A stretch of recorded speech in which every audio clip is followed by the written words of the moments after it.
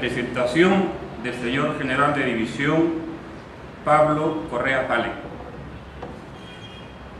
El General de División de Ejército es natural de la ciudad de Chiclayo.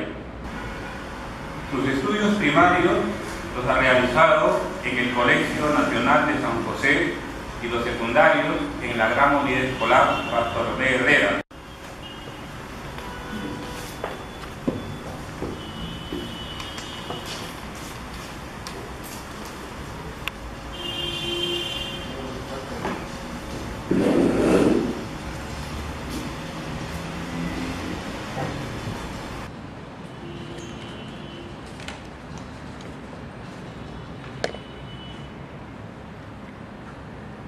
Señor General de Brigada, don Germán Jaman Carrillo, presidente del Centro de Estudios Históricos Militares del Perú.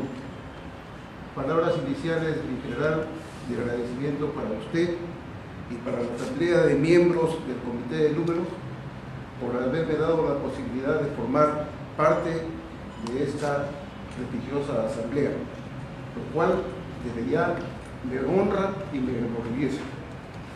Mi trabajo, mi general, está referido a un apunte sobre el inicio de la resistencia patriota a la invasión chilena en la Sierra Central, las acciones precursoras del Bautista de la Breña, el coronel José Agustín Bedoya. Y comienzo diciendo lo siguiente, mi general. Mucho se ha dicho y especulado en el relato y en el enjuiciamiento de las causas de la Guerra del Pacífico, también conocida como la Guerra de Chile contra el Perú y Bolivia o Guerra del Guano y del Salito. Según la tesis chilena, surgió por una conspiración de Bolivia y del Perú contra los intereses chilenos invertidos en las salitreras de uno y otro territorio. Según la tesis boliviana y peruana, fue una aventura de conquista de Chile, el avance de un pueblo fuerte pero pobre contra sus débiles y desorganizados vecinos, a quienes el peligro había unido en una simple alianza defensiva. En el Perú, aunque se gozaba de paz interna, no por eso habían desaparecido las ambiciones de los caudillos y la pasión política exaltaba los ánimos en las filas mismas del ejército. El antiguo orgullo criollo miraba las cosas a través de una vanidad nacional mal fundada. Creía que el valor y los arrestos heroicos bastaban para imponer el respeto a la misión de sus vecinos y daba poca importancia a las fuerzas organizadoras de la nacionalidad. Parecía que la imprevisión era el pecado capital de todos los gobiernos que sucedieron a Castilla. Nuestro poder militar era débil y escaso. La Marina y el Ejército, los dos brazos de la defensa nacional, estaban exangües, sin nervios ni vitalidad. En el campo económico, las industrias estaban atrasadas, siendo las principales la agricultura y la minería, esta última a raíz de la aparición de los nitratos y salitres que se habían convertido en la principal fuente de riqueza del país, dando origen a grandes empréstitos que devinieron impagos con el tiempo. Algunos analistas, sobre todo extranjeros, predijeron la derrota rápida y contundente del Perú, pero no ocurrió tal, porque en medio del caos surgieron hombres, civiles y militares, que cargando con su cruz a cuestas, prolongaron la guerra más allá de lo imposible. Sucumbimos en la primera fase de la guerra, pero continuamos la resistencia en las majestuosas cumbres andinas, en una epopeya que fue objeto de admiración de propios y extraños, por materializar el amor a la patria con un sacrificio y una terca resistencia. Esa epopeya es conocida en la historia como la campaña de la Breña, nombre este que hizo alusión al medio geográfico en que se desarrolló la guerra de resistencia nacional contra la región chilena. La Breña comprende el territorio agreste y montañoso surcado por la cordillera de los Andes, que fue escenario de varias batallas, combates y encuentros que se libraron entre 1881 y 1884. La campaña de La Breña fue la obra prodigiosa del entonces joven general Andrés Avelino Cáceres.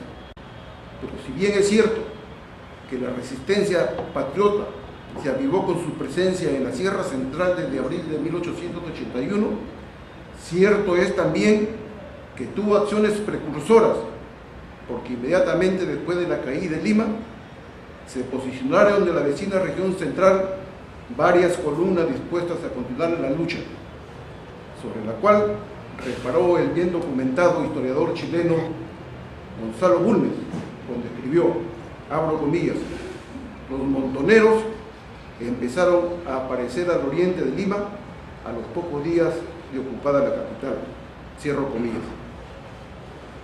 Estas acciones precursoras de La Breña no han merecido hasta hoy un estudio exhaustivo, a pesar de que ya en las primeras décadas del siglo XX se habló de ellas en varios periódicos que recogieron testimonios de sobrevivientes de la guerra. Y no obstante haber sido consignadas por Zoila Aurora Cáceres en los originales de las memorias de su ilustre progenitor, el mariscal Andrés Avelino Cáceres, estos hechos han sido poco difundidos. 60 años después, al conmemorarse el centenario del inicio de la campaña de La Breña, hubo un laudable trabajo reivindicativo en los libros que entonces publicó la Comisión Permanente de Historia del Ejército. Luego se dio otro avance de importancia con los documentos que compiló y publicó el Centro de Estudios Históricos Militares del Perú.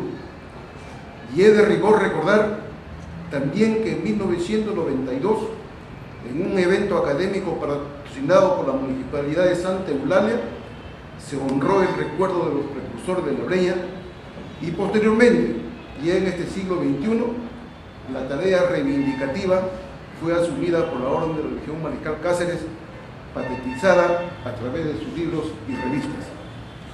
Redactadas estas líneas introductorias, podemos señalar como una primera conclusión que existen fuentes primigenias suficientes como para reconstruir con algún detalle los pasajes más importantes de estas acciones precursoras de La Breña. Y como segunda conclusión, luego del examen y cotejo de la documentación existente, cabe decir que en ese periodo tuvo excepcional participación el coronel José Agustín Bedoya Valle, cuyo meritorio accionar, sin embargo, hasta hoy es muy poco conocido, lo que debiera corregirse porque estamos ante un auténtico héroe. Al coronel José Agustín Bedoya, en efecto, bien podría llamársele el Bautista de La Breña, pues le preparó el camino al ínclito mariscal para que emprendiera la campaña que ennoblecería a nuestro ejército. Referirnos a esas acciones precursoras y ponerlo de relieve es el objetivo del presente trabajo, que busca aportar con algunas luces para un acercamiento documentado a las hazañas de este héroe de la resistencia. A pesar del caos producido por la derrota de San Juan y Miraflores, y no obstante la dispersión en masa de muchos de los que allí combatieron, hubo algunos jefes patriotas que se empeñaron en reorganizar a parte de estos dispersos. Lo que ocurrió en la Sierra Central de Lima, donde estos contingentes se convirtieron casi de inmediato en montoneras y guerrillas, secundado a valerosos jefes dispuestos a no cejar en la resistencia a los invasores chilenos. La reunión de estos patriotas muy pronto llegó a conocimiento del alto mando chileno, que en Lima recibió informes enviados por los empleados de las estaciones del Ferrocarril Central que transmitieron la alarma de San Bartolomé y San Mateo, estaciones que fueron saqueadas por los dispersos. Pero hubo además destrucción de las vías férreas de Tambo, de Viso, lo que preocupó sobremanera al invasor, que sin pérdida de tiempo ordenó la movilización por 3 de 800 efectivos del batallón Bulnes y del regimiento de zapadores. Estas fuerzas acampaban en Matucana el 20 de enero, esto es, solo 2 días después de la toma de Lima, y el 21 continuaron su marcha hacia Trilla, reparando en el tránsito la vía férrea. A pesar de la presencia de esos batallones chilenos, prosiguió en los siguientes días el tránsito de los dispersos y la incorporación de nuevos hombres a las huestas de la resistencia que se forjaba. El más claro de los jefes de las acciones precursoras de la Breña fue, como ya señalamos, el veterano coronel José Agustín Bedoya, quien luego de las derrotas militares del 13 y del 15 de enero de 1881 tomó el camino a la Sierra Central por la ruta del río Rima con el pensamiento de continuar allí la resistencia. Al conocer días después que el dictador Nicolás de Piérola había pasado al centro por el camino de Canta, decidió presentarse a él creyendo en el lenguaje realista de sus proclamas. La entrevista se realizó en Tarma el 29 de enero del 81, concluyendo con el nombramiento del coronel Bedoya como prefecto de Lima. Con este nombramiento, Bedoya regresó a Huarochirí, sede de su comando, reuniendo en torno suyo a un selecto grupo de jóvenes oficiales, entre ellos su hijo, el mayor Manuel Bedoya. En el tránsito reclutó adeptos y a su llegada a Huarochirí lo recibió el mayor Ricardo Bentín, su prefecto de esa provincia, quien enarbolaba también la causa de la resistencia, pues con algún armamento que sacó de Lima, instaló una base guerrillera en San Mateo. Bedoya asumió el difícil reto de organizar una fuerza que estorbase al enemigo la salida de Lima, a fin de ganar tiempo para permitir la organización del nuevo ejército peruano en la Sierra Central. Empezó entonces la tarea de proselitismo patriota, recorriendo diversos pueblos en los que se halló favorable acogida, dictando a la par disposiciones de orden político y militar que se cumplieron a cabalidad. De sus afanes organizativos encontramos puntual detalle en una valiosa crónica que publicó hace poco más de un siglo el diario La Prensa, y creemos que resultará ilustrativo consagrar aquí los párrafos pertinentes. Abro comillas. Para el servicio militar dividió dicha provincia en 2 secciones, cuya línea divisoria era el río Rima. Nombró comandante general de la margen derecha al teniente coronel Francisco Segura y de la margen izquierda al de igual clase Juan Onetti. Asimismo dirigió una proclama a los pueblos del departamento, estimulándolos a continuar la lucha. Organizó los servicios de información y seguridad por medio de los indios que se presentaron con el mayor entusiasmo. Ordenó la entrega de las armas del Estado que estuvieran en poder de particulares y nombró a las autoridades de Canta, ordenándoseles que acuartelaran a los voluntarios que se presentaron. En esa labor preparatoria empleó el coronel Bedoya los meses de febrero y marzo. Recorrió los pueblos y aglomerando los elementos bélicos que podía conseguir en muy escaso número, puesto que en época anterior las requisas frecuentes de bestias de armas habían limpiado a esos pueblos de tales elementos, y solo podía contarse con los pocos que habían traído los dispersos. Organizó montoneras de galgueros y rejoneros, señalándoles sus posiciones para el caso de hacer frente al enemigo. La Prensa, Lima, 11 de febrero de 1915. La mayoría de los integrantes de esas columnas guerrilleras procedían de los diferentes pueblos de la provincia de Huarochirí, entre los cuales se contaban varios veteranos de las campañas de Lima. Estos hombres integraban columnas y compañías diferenciados, tomando en cuenta los pueblos de donde procedían. Así, por ejemplo, se citaban las columnas y compañías de Santa Eulalia, de Casta, de Carapoma y de San Mateo. Esas huestes de patriotas expresó su condena al ser informado del encumbramiento de García Calderón como nuevo mandatario peruano en la Magdalena, con el consentimiento del alto mando chileno instalado en Lima. Y no se equivocaba el coronel Bedoya al considerar que con ello se agravaba la anarquía, frustrando el ideal de la unidad nacional que algunos patriotas como Cáceres concibieron.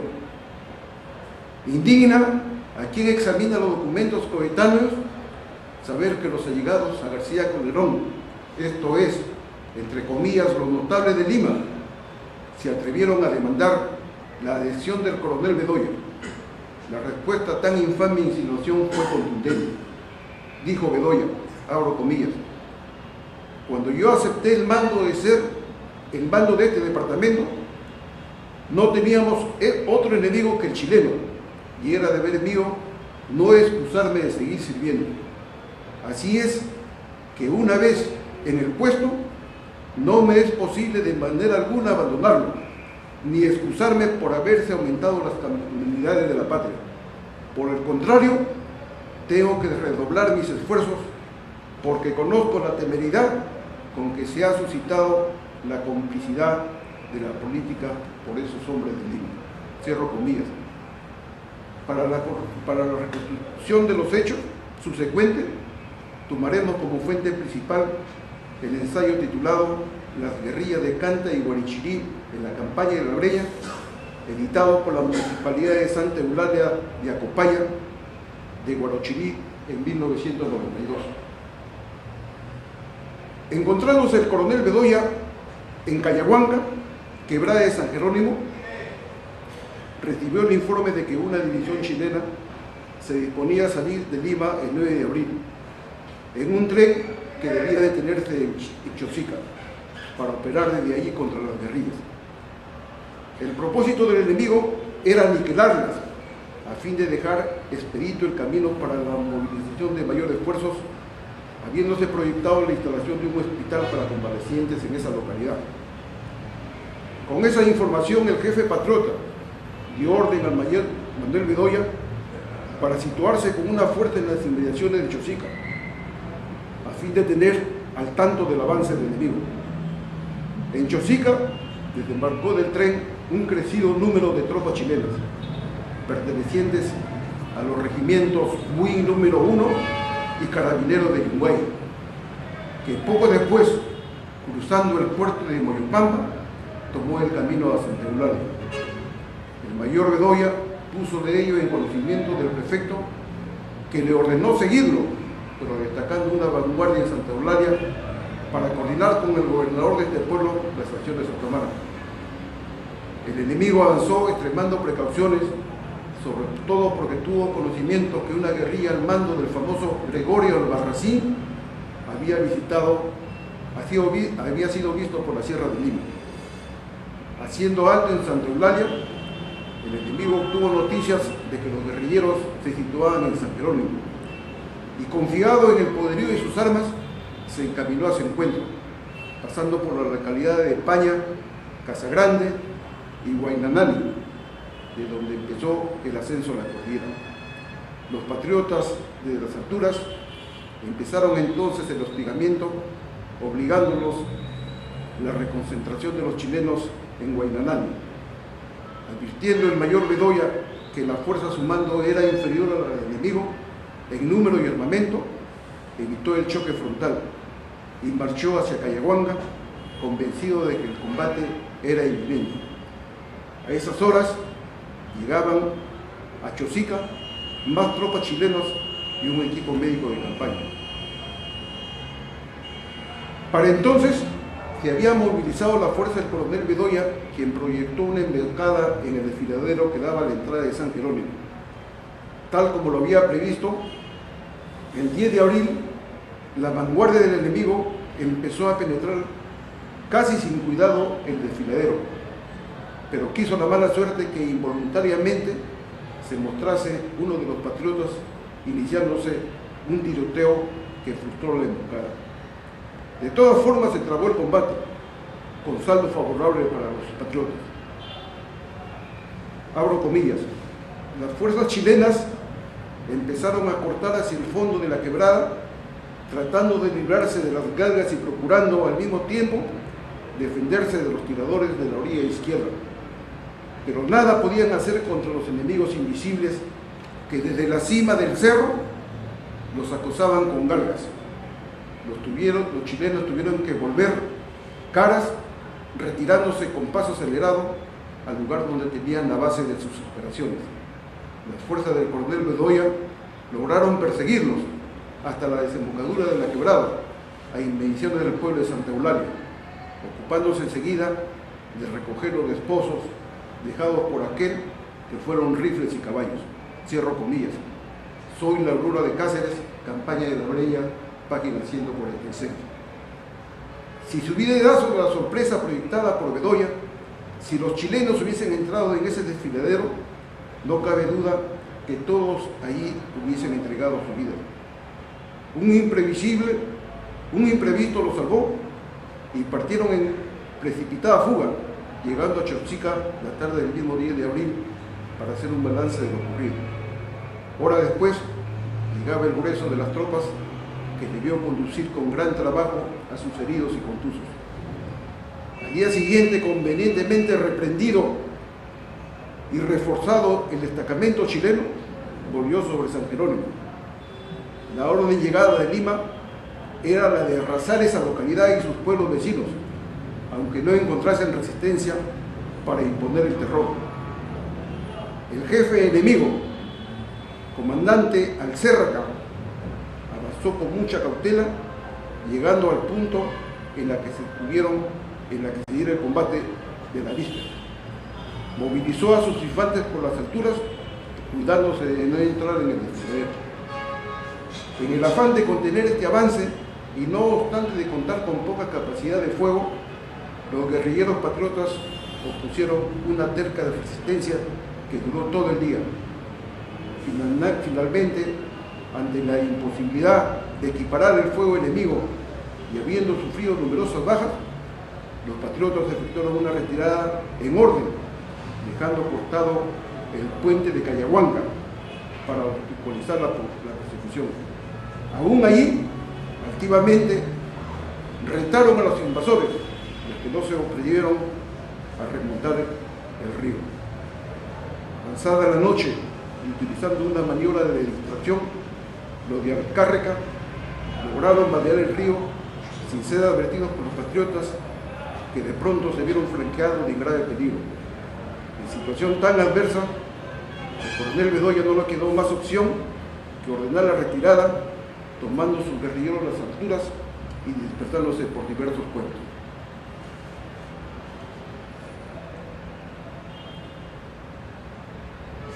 Desde Lima, apenas conocido el desenlace del combate, en el que tuvieron 12 bajas, el alto mando chileno ordenó la destrucción del pueblo de San Jerónimo, transmitiendo el siguiente telegrama, abro comillas: al señor Martínez Ramos, diga al comandante Alcérraca que después de arrasado el pueblo y convencido de no haber enemigos, se retire a Chosica y avise cuando llegue. Cierro comillas. Así esa noche ardieron en los comunal incendio las casas de los pueblos de San Jerónimo y Cayahuanca, y el jefe chileno, no contento con ello, solicitó la autorización para quedarse un tiempo más en las inmediaciones, así de proseguir con la represión, como consta en este telegrama, abro comillas: al señor comandante Silva, saldré para Chosica a las 3 p.m. con toda la tropa, después de haber castigado a los habitantes de San Jerónimo, Cayahuanca, Santa Eulalia y todo el valle que hay entre esos pueblos. Antes de destruir esas localidades, los chilenos perpetraron el saqueo y fueron arreando bueyos y cabras cuando regresaron a su base en Chosica. Este robo fue el que alentó luego a varios oficiales para alistarse en la siguiente expedición al centro, que iba a encabezar el rufianesco comandante Ambrosio Letelier, a quien los propios chilenos le enjuiciaron por sus muchos delitos. El adverso resultado en San Jerónimo no amenguó la moral de la resistencia patriota. Por el contrario, poco tiempo después se hacía notoria la presencia de varias columnas guerrilleras en la Sierra de Lima, lo que motivaría la salida de una nueva expedición chilena desde la capital ocupada. Desde San Jerónimo, el coronel Bedoya, al frente de sus restos, tomó la ruta de Carampoma, a donde llegó el 17 de abril. Ahí recibió la noticia de que una nueva y más poderosa expedición enemiga había marchado por tren hasta Chicla, dejando guarniciones en todos los pueblos de la ruta.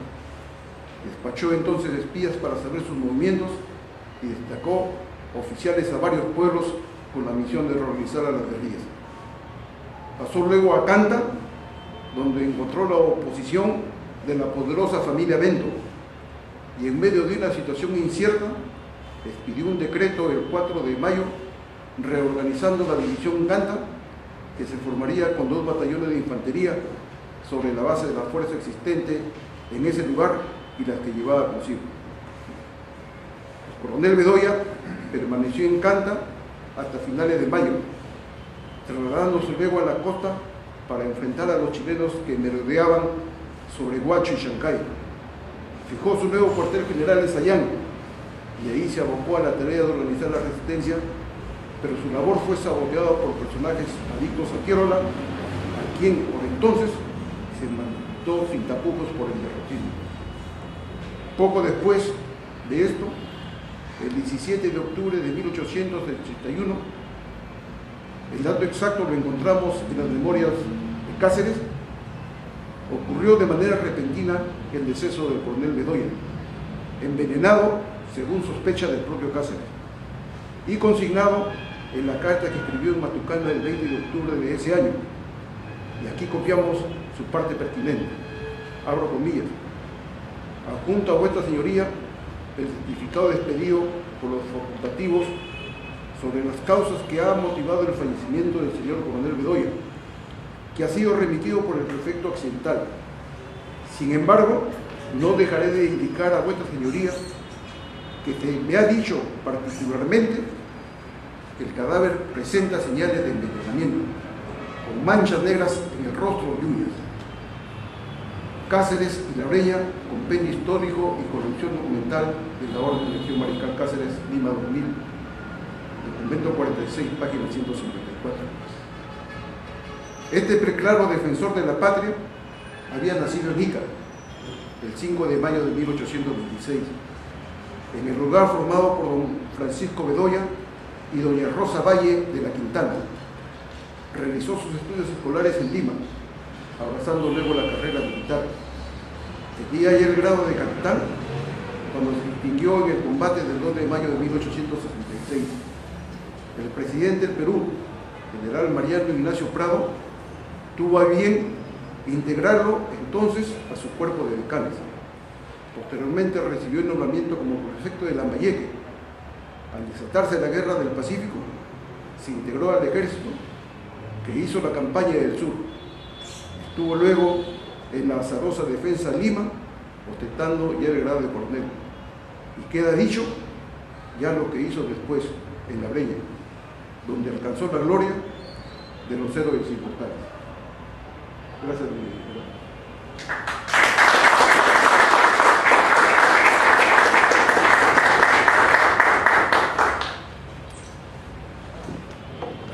Presentación del segundo ponente. Buenos días. Señores miembros del número del Consejo Directivo del Centro de Estudios Históricos Militares, señores miembros del número, señoras y señores. Me corresponde en mi calidad de miembro del número presentar al candidato a miembro del número, economista Dr. Carlos Guido Penano Allison, quien expondrá el tema recursos naturales y conflictos limítrofes, el caso del caucho en el Perú. El doctor Guido Carlos Penano Allison realizó sus estudios primarios y secundarios en el Colegio Maristas del Callao. Es magíster en Economía y Ciencias Políticas por la University of Pittsburgh, Universidad de Pittsburgh, en Estados Unidos.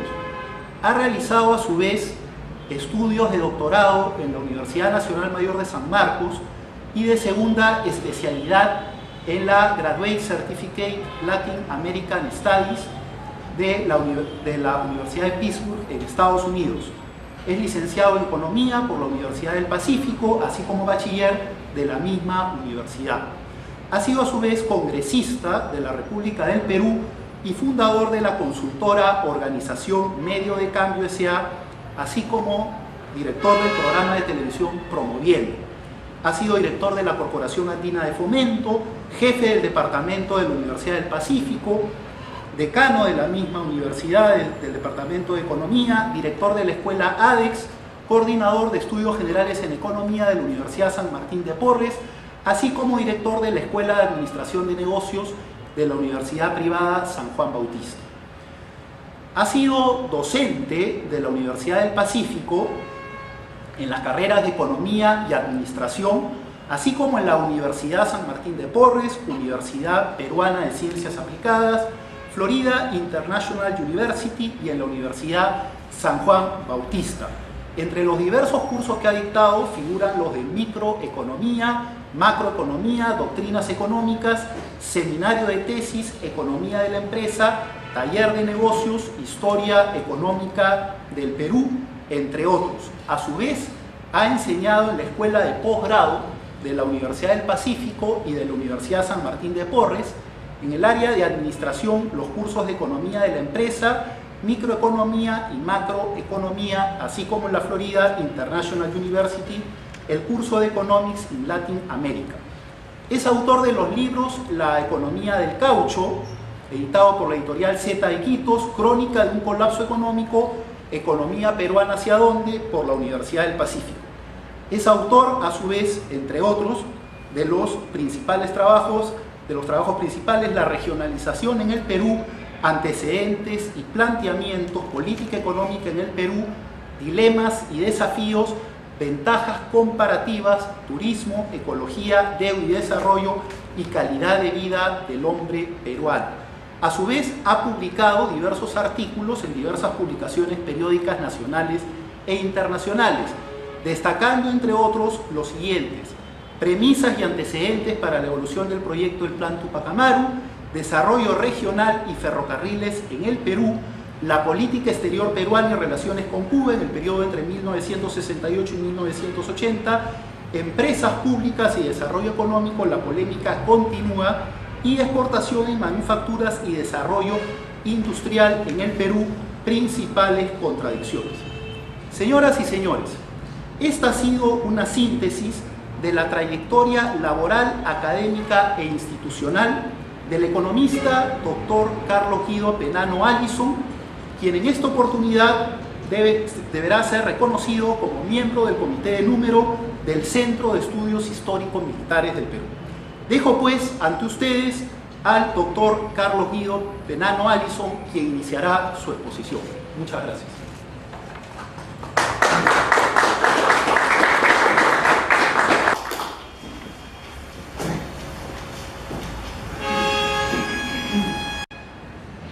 En primer lugar, muy buenos días.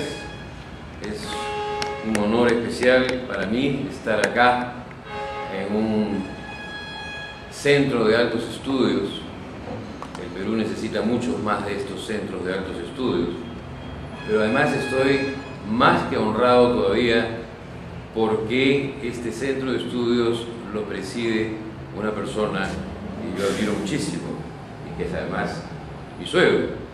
Así que para mí es un honor estar aquí y estar recibido por ustedes para que yo hacer esta modestísima presentación.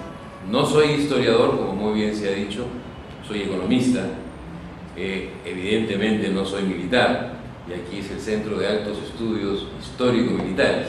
Sin embargo, la historia del Perú me apasiona, creo que es algo fundamental estudiarla y repasarla una y mil veces, porque de ella tenemos muchísimo que aprender para el futuro del desarrollo de mi país. Como economista he trabajado temas vinculados a algo que es característico de mi país desde el inicio de los tiempos. Somos un país bendito, decía mi padre, cuando hablábamos de las riquezas del Perú. Riquezas de mi país que se asocian muchísimo a eso que está escrito, recursos naturales. Los recursos naturales de mi país no tienen ni han tenido límite. La contribución que ha hecho mi país al mundo en términos de recursos naturales y los efectos que eso ha tenido en el mundo, todavía creo que no somos lo suficientemente conscientes de ese impacto. La revolución industrial inglesa no hubiese tenido el éxito que tuvo sin nuestro guano y nuestro salitre. Las hambrunas en Europa no se hubieran detenido si no hubiesen podido contar con nuestra papa andina. La riqueza del Imperio Español no hubiese podido ser global sin nuestro dinero. Miren la palabra que uso, sin nuestro dinero, que en ese momento era la plata extraída de Potosí, después de Hualgayoc y después del Cerro de Pasco. Porque lo que se encontró ahí fue plata, pero la plata era dinero en esa época. Y entonces se encontró dinero que sirvió para financiar todas y cada una de las campañas de la Europa española, expansionista, que llegó a poderse decir, gracias a eso, en el Imperio Español no se ponía el sol.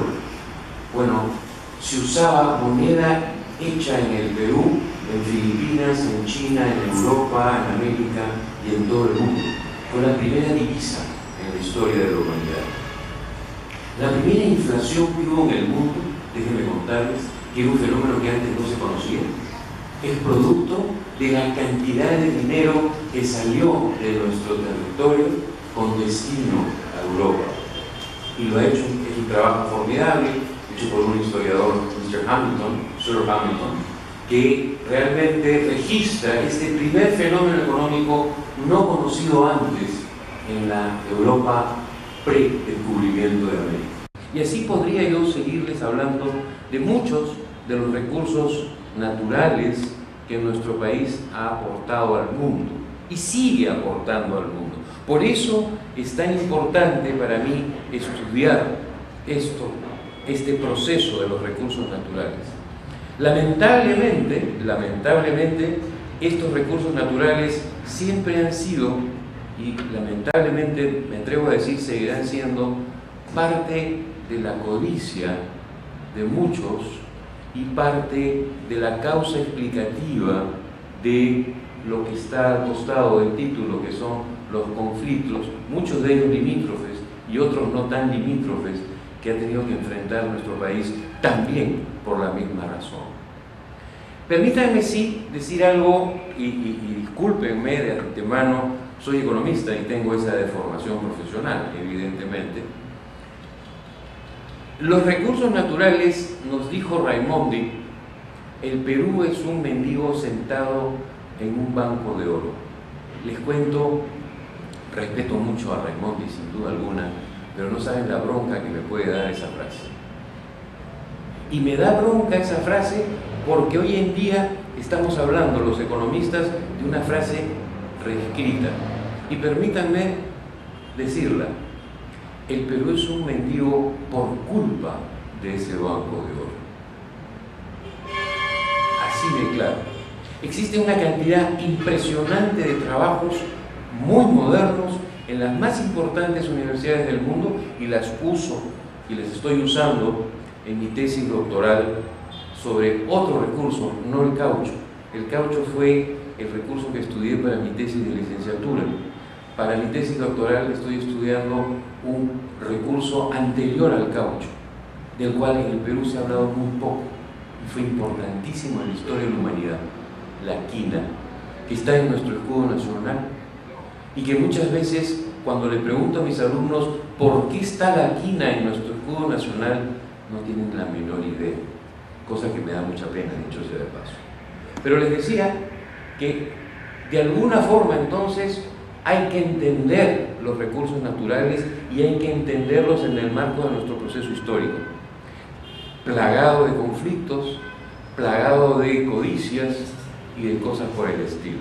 Ahora bien, antes de avanzar, nuevamente les pido disculpas, permítanme darles una micro, pero así insignificante clasecita de modelos económicos. Soy economista, por eso ustedes me van a permitir eso. El primer gráfico, fíjense ustedes, permítanme acercarme a la pantalla. Esto habla de un modelo de una economía equilibrada. Y cuando ustedes tienen una economía equilibrada, tienen por un lado empresas o familias, ¿correcto? Las empresas producen, venden, ofertan, son la oferta de una economía. Y las familias consumen, compran, demandan, son la demanda de una economía. Lo importante es que esa economía, esas empresas, produzcan y satisfagan con bienes y servicios las necesidades de las familias. ¿Y qué aportan las familias? Capital y mano de obra a la producción de las empresas. Esto es lo que se conoce en economía simple, el flujo circular de la riqueza. Empresas y familias vinculadas, ¿correcto? Satisfaciendo unas las necesidades de las otras. Porque las empresas producen bienes y servicios y las familias lo esencial para que las empresas produzcan, capital y mano de obra. ¿De acuerdo? Eso es un modelo de una economía equilibrada. Lamentablemente, en el segundo gráfico, por favor, ustedes van a ver un modelo de una economía dependiente. La nuestra no es como la anterior. La nuestra siempre ha sido así. ¿Por qué? Porque nuestras empresas producen recursos naturales para la exportación, para satisfacer la necesidad del resto del mundo, no de nosotros, fundamentalmente. Y nosotros, nuestras familias, consumimos bienes transformados provenientes del resto del mundo. Y así ha sido desde España, Inglaterra, Estados Unidos y hoy China. Y no hemos roto, no hemos generado ese flujo circular. Está roto, como ustedes verán. Nosotros tenemos que triangular dependientemente del resto del mundo para satisfacer nuestras necesidades. Y ahí es donde ha jugado un rol fundamental siempre nuestros recursos naturales, que son los que nos proveen de las divisas, dólares, que después utilizamos para adquirir lo que compramos de fuera. Somos una economía que produce lo que no consume y consume lo que no produce. Cuando todas las economías equilibradas producen lo que consumen y consumen lo que producen mayoritariamente. ¿Correcto? Entonces, este es el modelo de economía dependiente que explica el comportamiento de nuestra historia. Y fíjense, puse España. Claro, porque desde el inicio, no así el imperio incaico.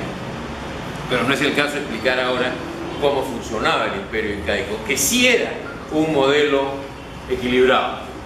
El modelo equilibrado se rompe con la llegada de España. Y déjenme simplemente citar un par de cosas. España nos prohibió producir en nuestro territorio hasta vid, uva, porque querían que le compráramos los vinos provenientes de España. Nos prohibió fabricar telas que sabíamos hacerlas, ¿no? Basta con ver un manto Paracas para ver que nosotros hacíamos mejores telas que ellos, pero se prohibió la fabricación de telas. En fin, se prohibieron muchísimas cosas para asegurar el funcionamiento de este modelo y romper con el modelo anterior. ¿Correcto? Entonces, eso es, digamos, un pequeño preámbulo. Nuevamente les pido disculpas, porque es sobre esa base de la existencia de este modelo que tenemos que entender el comportamiento de nuestra economía. Ahora, si me permiten, ahí está un mapa que muestra de alguna manera cómo ha evolucionado la gráfica de nuestro mapa en el tiempo. ¿Correcto? Y yo me he atrevido a poner algunos nombrecitos a ese mapa. Esta pérdida se llama salitre y guano, ya lo mencionó usted, general. Esta pérdida se llama quina y caucho. Esta pérdida se llama caucho, esa pérdida se llama caucho, esa pérdida se llama quina y caucho. Y he puesto guano aquí en el mar porque si no, no entenderíamos el combate del 2 de mayo, ¿no es cierto? Porque los españoles vinieron a recuperar lo que habían perdido, su fuente maravillosa de recursos naturales en las Islas Chinchas. Porque por eso se da la campaña del 2 de mayo de 1866, porque los tuvimos que sacar porque dijeron, ups, nos olvidamos del guano, les había faltado llevarse unas cuantas cositas más, ¿no? Pero después, claro, los chilenos se dieron cuenta de eso y ellos se quedaron con el salitre. Pero digamos, todos nuestros problemas fronterizos tienen nombre y apellido cuando buscamos el recurso natural que promovió esas codicias y esos intereses no tan sanos. ¿De acuerdo? Ahora, particularmente me he interesado por los conflictos fronterizos del norte de mi país, porque ahí está caucho y ahí está quina, que son dos de los productos que yo más he estudiado. Como les comentó el presentador, mi tesis en la Universidad del Pacífico fue el caucho, un tema que nunca había sido tratado a profundidad antes y que yo tuve la osadía de escribir un libro que fue mi tesis de licenciatura y que es un pequeño orgullo personal porque ha sido citado en más de 60 países por gente que le interesa el tema del recurso caucho. Pero antes de irme al caucho, déjenme caer en una tentación y mostrarles el siguiente gráfico. Eso es, miren ustedes, el supuesto límite que en algún momento Ecuador quiso que existiese entre Ecuador y Perú. ¿Correcto? Estoy en el año 1850, más o menos. Lo que está marcado son los territorios que el gobierno ecuatoriano del señor Flores quiso entregarle a Inglaterra a una empresa que se llamaba la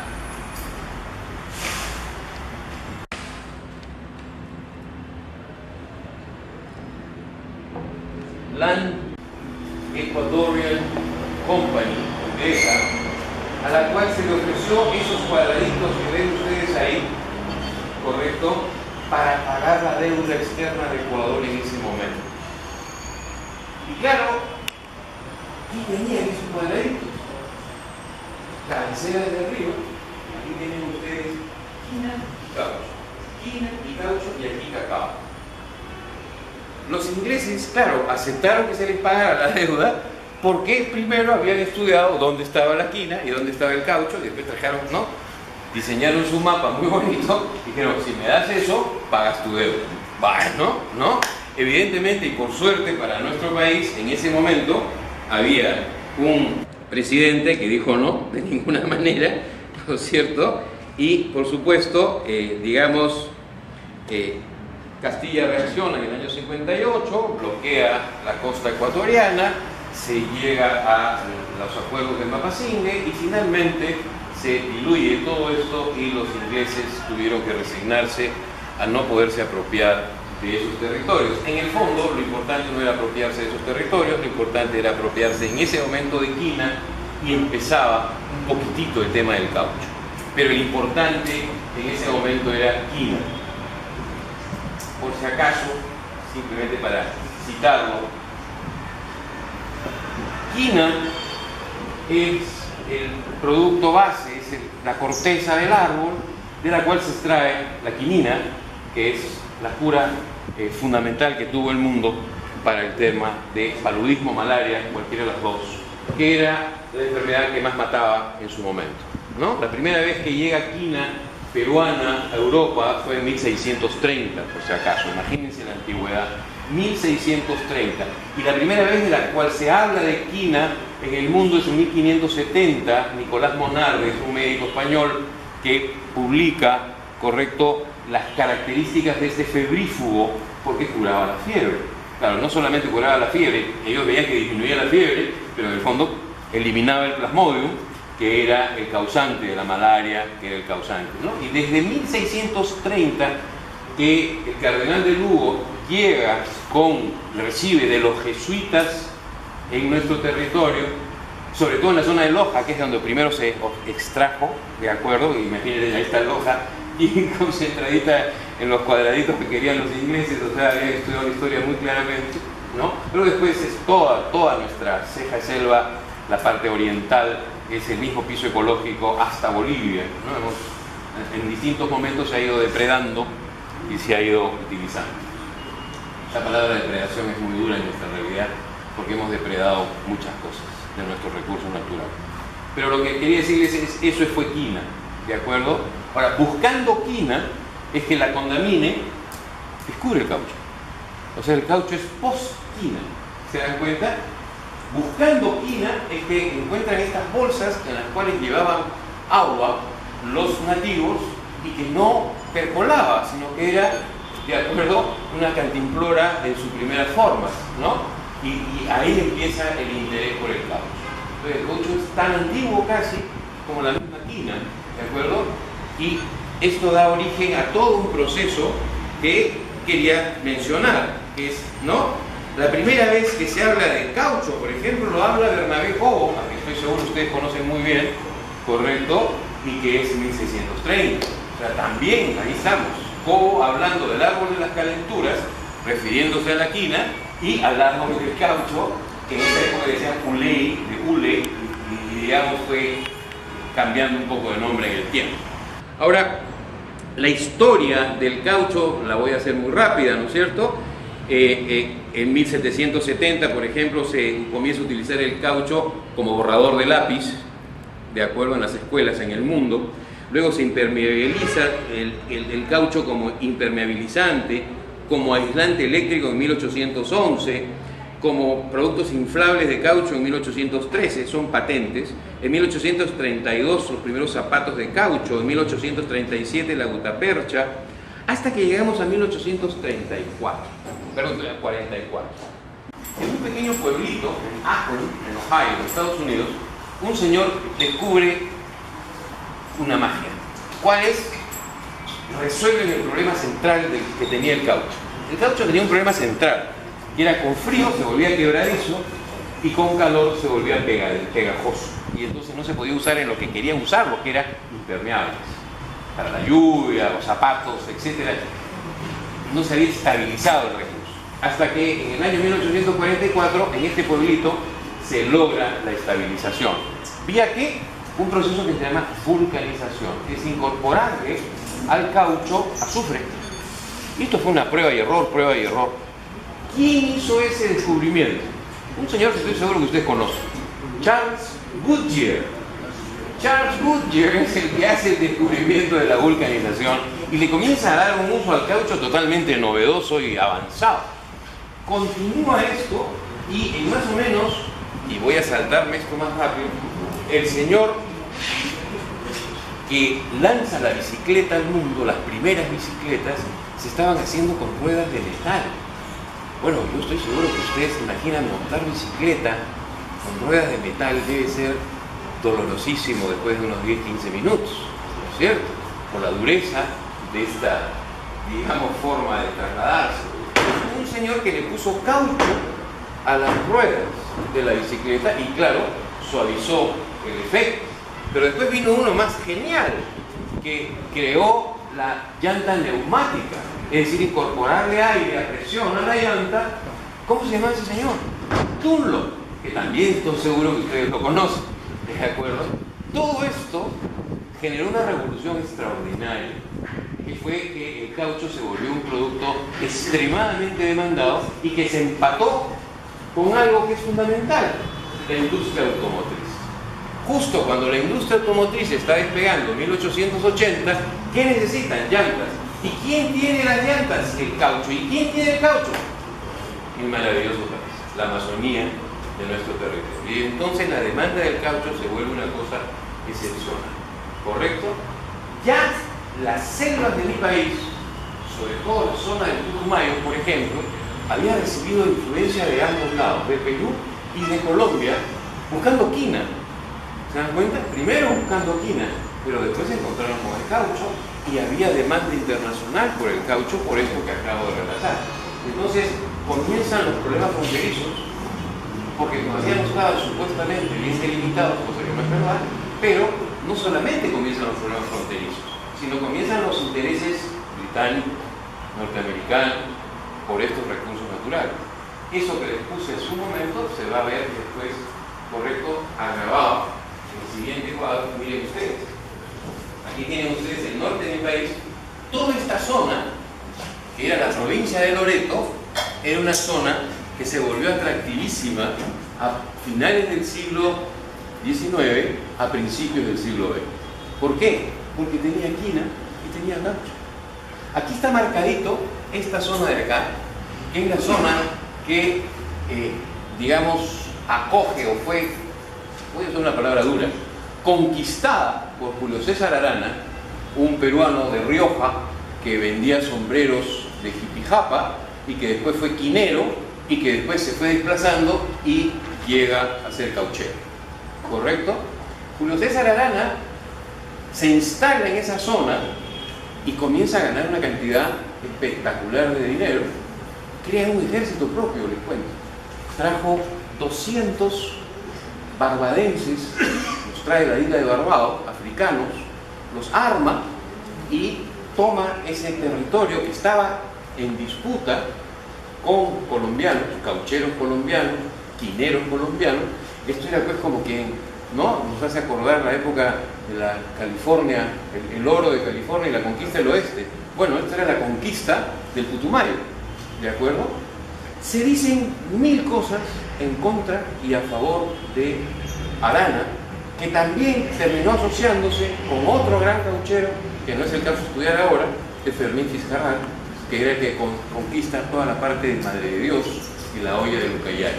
¿De acuerdo? Pero nuevamente eso ya nos permitiría, si hablásemos de Fitzcarrald, de los pleitos con Bolivia, el Acre, que están también en el primer mapa que les mostré, o sea, y el avance lusitano primero, y portugués y después brasilero, los mamelucos y los bandeirantes, que llegaron, imagínense, hemos tenido bandeirantes comprando quina en Yurimau. Hemos tenido bandeirantes y mamelucos comprando quina en Rioja, para que tengan ustedes idea hasta dónde llegaron buscando nuestros recursos naturales. ¿De acuerdo? Afortunadamente, los jesuitas colaboraron ahí sí a evitar el avance de estas fuerzas lusitanas. Pero decía, ahí está Arana y ahí está metido el lío del caucho. Arana le compra a el señor Reyes, cauchero y quinero, Rafael Reyes, cauchero y quinero colombiano, que después fue presidente de Colombia, ¿de acuerdo? Le compra su negocio y se expande a Arana rápidamente en toda la zona del Putumayo. Ahí empiezan los grandes problemas, ¿de acuerdo? ¿Por qué? Porque evidentemente el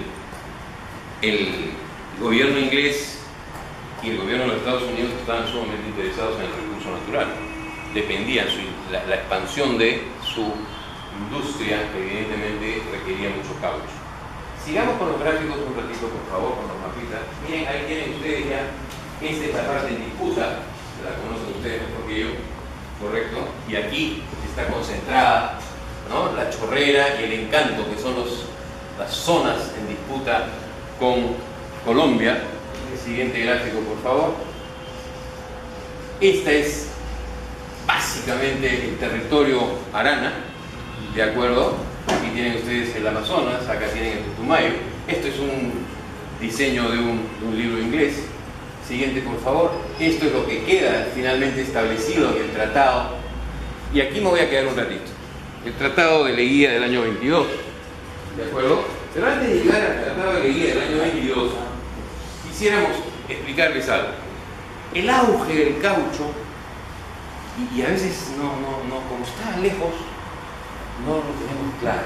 Miren, los volúmenes de exportación que tuvimos de caucho, la demanda internacional, llegó el precio del caucho en el mes de abril de 1910,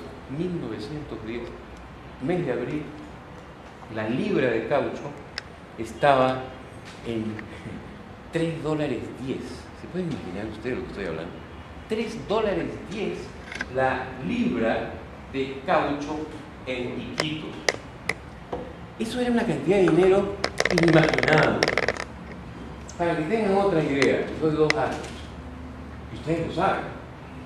¿Cómo habrá ganado dinero un cauchero que decidió que su casa la diseñara el señor Eiffel? Y el señor Eiffel le escribió y le dijo: oiga, yo le puedo hacer su casa, yo hago construcciones metálicas. Claro, acababa de hacer la torre Eiffel, es una construcción metálica. Pero el cauchero le dijo: no, yo quiero que usted me haga mi casa. Entonces ella le dijo, pero es que para quitarse por encima, que es una cifra descomunal, y el cochero le dijo, ahí va la plata. Y le mandaron su casa desarmada, llegó a Iquitos y todavía está ahí en la plaza de armas. Casa del Fierro. Correcto, ahí está. Y acá parece que también hay algo por lo que puedo escuchar. ¿De acuerdo? Entonces, miren, Iquitos en 1910 fue la segunda ciudad más importante en el mundo en consumo de champán y seda y diamantes. Tengo los datos. Les puedo decir quién fue la primera. Manaos, que estaba al otro lado de la frontera. ¿De acuerdo? Esa es la riqueza que generó el caucho. ¿Cómo no iba a haber conflicto? ¿De acuerdo? ¿Cómo se resuelve el conflicto y cómo se llega a esta situación? Inglaterra, desesperada por controlar el caucho, no lo podía controlar porque estaba solo en la Amazonía de nuestro país, envía a un señor a sacar de la selva 70.000 semillas de caucho que se extraen a través del Amazonas y que llegan a los jardines de Kew, que eran los jardines botánicos de la reina de Inglaterra, a la reproducción. Y de ahí los llevan a Malasia, al sudeste de Asia, correcto, para tener una fuente alternativa de caucho para al nuestro. ¿De acuerdo? 70.000 semillas. Por si acaso ese señor ya había hecho un trabajo antes de ese tipo. Es el mismo que se llevó las semillas de quina, por si acaso, eso no se sabe. ¿Cómo se llamaba ese señor? Clement Markham. Lo hicieron Sir gracias a esos servicios tan importantes para la corona inglesa, evidentemente, ¿no es cierto? El señor Markham primero se lleva semillas de quina y después se lleva semillas de caucho. ¿De acuerdo? Para que tengan ustedes una idea, nosotros tuvimos un conflicto muy importante con Colombia, el famoso conflicto de la Pedrera. ¿Se acuerdan en qué año? 1911. Y claro, derrotamos a Colombia en ese momento. ¿Cuál fue la base de esto? La pugna por el caucho, por el control de la zona del Putumayo. ¿Quiénes fueron los oficiales peruanos encargados de eso? Benavides y Sánchez Cerda, cuando oficiales más jóvenes. ¿De acuerdo? Y logramos control sobre ese territorio. 1911. Le dije, ¿cuándo fue el pico del precio de la quina? 1910. ¿De acuerdo? Pero en el 78, 1878, ya Markham había sacado semillas. Ya en 1915, el precio del caucho comienza a caer. ¿Correcto? ¿Podemos mirar eso? Miren esos numeritos que les he traído. ¿Correcto? Valor de las exportaciones peruanas de gomas de todo tipo, gomas o caucho. Miren, 862, 4.000. Miren estos montos, miren estos montos. Claro, eso daba pues para traer a la Casa Eiffel o traer lo que ustedes quieran. Claro, esto fue lo que produjo la codicia de todo el planeta por nuestros territorios. ¿Cómo acabó esta historia? Esta historia acabó, fíjense, en primer lugar se llevaron las semillas y en segundo lugar las sembraron en sus colonias del sudeste de Asia y en tercer lugar organizaron una campaña espectacular a nivel mundial denostando a la empresa The Peruvian Amazon Corporation, creada por Julio César Arana en Londres, ¿correcto? Y que armó y posibilitó el control de todo ese territorio por parte de empresas peruanas y capitales peruanos. Bueno, Roger Casement, el cónsul inglés en Brasil, fue enviado a hacer un estudio profundo de las atrocidades que cometía la Casa Arana en el Putumayo para forzar que se cerrase la empresa inglesa del caucho de Arana y poder tomar control. O sea, si yo quiero levantar mi negocio de glacia, ¿cómo logro revertir esto? Lo logro revertir destruyendo el otro lado. Yo no defiendo a Arana, seguramente se cometieron muchas atrocidades, como se cometieron en toda la Amazonía. Y los ingleses son los papás de las atrocidades en el mundo. Si no, preguntémosle a los Boers, y si no, preguntemos por todos lados. ¿De acuerdo? Pero en esta zona desapareció un sentimiento maravilloso de justicia social correcto, y ustedes entenderán cuál era la razón de fondo. Miren lo que pasa, siguiente gráfico por favor, con el precio del caucho. Ahí lo tienen ustedes. El precio del caucho en el tiempo, lástima que no se ve tan claro, pero ustedes pueden notar, miren esta escalada de precios, llega a este pico justamente en 1910 y aquí colapsa de esta manera cuando entra al mercado la producción del caucho de Malasia. ¿De acuerdo? ¿Cuándo se da esta caída? Ya en 1915, 1920, el caucho dejó de ser importante, la crisis del caucho era total. Ahora entenderemos el final de la historia. El presidente Leguía evidentemente sabe esto. El presidente Leguía tenía un apoyo tremendo del gobierno de los Estados Unidos. El presidente Leguía, de alguna manera, hizo sus numeritos. Estados Unidos necesitaba recomponer su relación con Colombia después del desastre que le había ocasionado el Canal de Panamá. Y entonces dijo, bueno, muy fácil. Le damos a Colombia lo que viene exigiendo, ahora es un territorio que ya perdió su valor totalmente, ahí lo tienen ustedes, ¿no es cierto? Le entregamos a Colombia el territorio del Putumayo, Colombia va a tener acceso que no tenía como país amazónico, y Perú había logrado, y no he traído porque es cansarlos demasiado, los créditos más espectaculares después de el contrato Grace de 1890.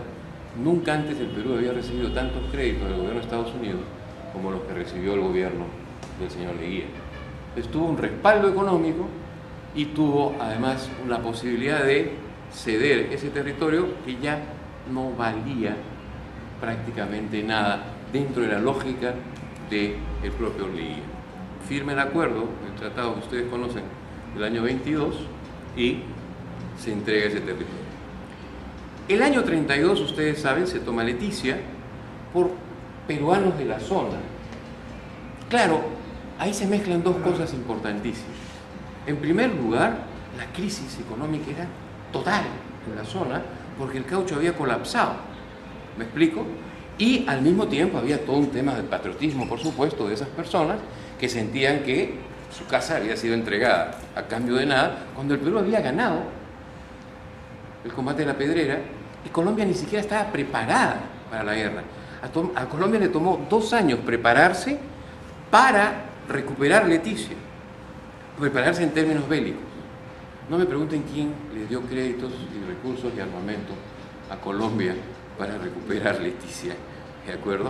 El problema está que cuando se estaba ya camino a la confrontación, es asesinado Sánchez Cerro, que fue el que estuvo en la Pedrera y que sí estaba dispuesto a ir a recuperar Leticia, que había sido entregada por Leguía. Lamentablemente es muerto, como ustedes muy bien saben. El siguiente presidente es Benavides, y por coincidencia mucha gente señala que Benavides había sido, mientras estuvo perseguido por Leguía en Europa, había sido amigo del que estaba de presidente en ese momento en Colombia. Se sentaron, conversaron y no se llegó más. Se respetó el tratado de Leguía del año 22, que había sido ratificado por el Congreso de la República el año 28. Entonces, cuando miramos la historia de mi país, tenemos que conocer estos dos elementos. El elemento histórico de las líneas, los tratados, los combates y demás, pero también tenemos que entender qué intereses económicos hubo detrás y de quiénes fueron esos intereses en términos de la economía global. Porque si no entendemos la importancia de nuestro caucho, si no entendemos la importancia de nuestra quina, y hoy en día estamos todos festejando que el Perú va al Mundial, ¿no es cierto? Bueno, les cuento simplemente algo que es inconcebible. El Perú es el segundo productor mundial, o sea, estamos en la Champions, de cobre. El tercer productor mundial de zinc, por si acaso. Tercero del mundo. El sexto del mundo en oro. El cuarto del mundo en estaño. y así sucesivamente. O sea, seguimos siendo un país con un peso y un significado en el mundo con nuestros recursos naturales, y muy pocas veces tomamos conciencia de eso. Somos el primer productor del mundo de harina y pescado, por ejemplo, y así sucesivamente. Y hemos tenido una historia completa sobre un manejo muchas veces no muy razonable de nuestros recursos naturales. Y esto era lo que yo un poco quería hoy día ofrecerles como una modestísima sugerencia, ya que ustedes han tenido la gentileza de invitarme a esta oportunidad de ser miembro de número de este tan importante centro. Muchísimas gracias.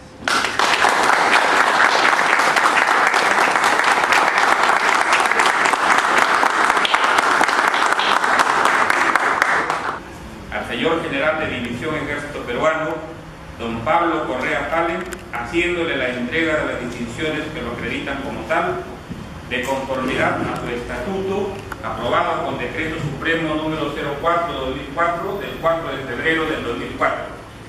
Regístrese, comuníquese y archívese. Germán Hamann Carrillo, general de brigada, presidente.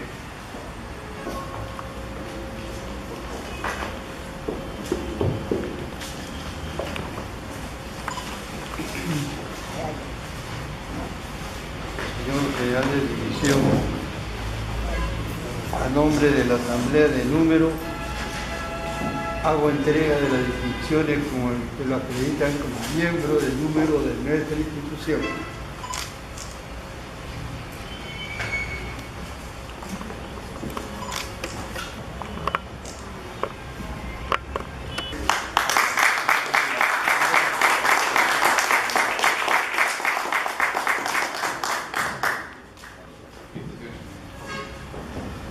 Resolución número 75, Lima, 22 de febrero de 2018. Visto lo estipulado en el capítulo segundo de los miembros, artículo 13º y 14º del Estatuto General del Centro de Estudios Histórico-Militares del Perú, que a la letra dice: son miembros de número aquellas personas que, siendo miembros del centro, hayan contribuido de modo sobresaliente con sus trabajos de investigación o crítica y o a la divulgación y enseñanza de la historia. Sus integrantes no excederán de 50, de los cuales 30 corresponden al personal de las Fuerzas Armadas y de la Policía Nacional, y los 20 restantes serán civiles.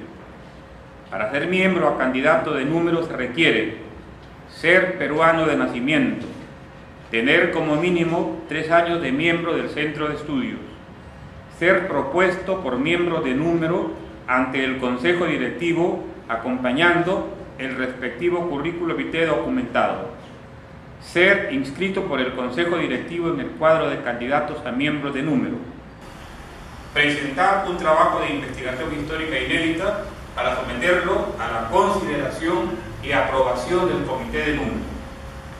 Considerando que es deber del Centro de Estudios Históricos Militares del Perú dar cumplimiento a lo estipulado en su estatuto, en estricta observancia a los artículos 13º y 14º, así como a lo acordado en la Asamblea de número 34 del 22 de febrero del presente año, en la cual se aprobó por unanimidad reconocer como asociado de número 83 al señor economista don Guido Carlos Penano Allison, conforme a los requisitos estatutarios vigentes.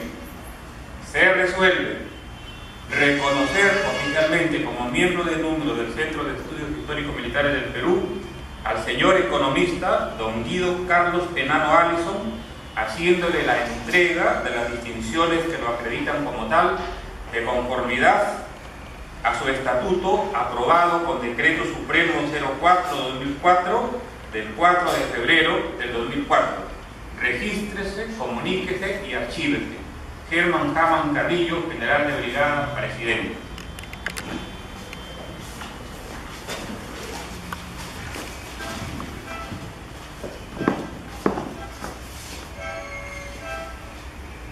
Señor economista Guido Penano Allison, A nombre de la Asamblea de Número, tengo la satisfacción de haceros entrega de las credenciales que lo acreditan como miembro de Número de nuestra institución.